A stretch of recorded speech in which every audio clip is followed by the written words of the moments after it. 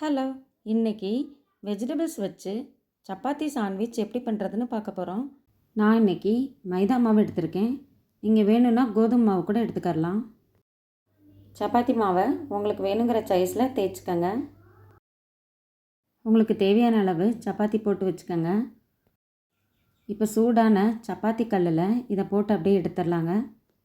இந்த சப்பாத்தியை நீங்கள் ரொம்ப வேக வைக்க வேண்டாம், ஹாஃப் குக் பண்ணால் போதுங்க. அதாவது அரை வேக்காடு வெந்தால் போதும். இது மாதிரி உங்களுக்கு தேவையான அளவு சப்பாத்தியை சுட்டெடுத்து தனியாக வச்சுக்கோங்க. இப்போ ஒவ்வொரு சப்பாத்தியையும் ஒரு நைஃப் வச்சு பாதியாக கட் பண்ணி எடுத்துக்கோங்க. இது மாதிரி உங்களுக்கு எத்தனை பீஸ் வேணுமோ அதை தயார் பண்ணி வச்சுக்கோங்க. இப்போ நம்ம ஏற்கனவே செஞ்சு வச்சுருந்த மசாலாவை ஒவ்வொரு பீஸ்லையும் வச்சு அப்படியே ஃபோல்டு பண்ணிடுங்க, மடித்து விட்டுருங்க. உங்களுக்கு இந்த மாதிரி ஆஃப் சர்க்கிளில் மடிக்கிறது கஷ்டமாக இருந்துச்சுன்னா ஃபுல் சப்பாத்திலையும் பாதிக்கு மட்டும் மசாலா வச்சு மிச்ச பாதியை அப்படியே மேலே வச்சு ஃபோல்டு பண்ணி மூடிடுங்க.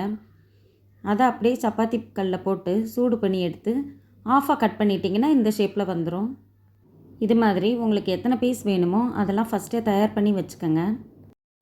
இப்போ செஞ்சு முடிச்சிட்டோங்க. இப்போ இதை சூடான கல்லில் வச்சு சுற்றில எண்ணெய் ஊற்றிக்கோங்க. 2 பக்கமும் நல்லா கலர் சேஞ்ச் ஆனதுக்கப்புறம் எடுத்துருங்க. நீங்கள் இது வரைக்கும் நம்ம சேனலை சப்ஸ்கிரைப் பண்ணலைன்னா வீடியோக்கு கீழே இருக்க சப்ஸ்கிரைப் பட்டனை ப்ரெஸ் பண்ணி சப்ஸ்கிரைப் பண்ணிக்கோங்க. இப்போ சப்பாத்தி சாண்ட்விச் ரெடி ஆயிடுச்சுங்க. இதை நீங்கள் கண்டிப்பாக ட்ரை பண்ணி பாருங்கள், எனக்கு கமெண்ட் பண்ணுங்கள்.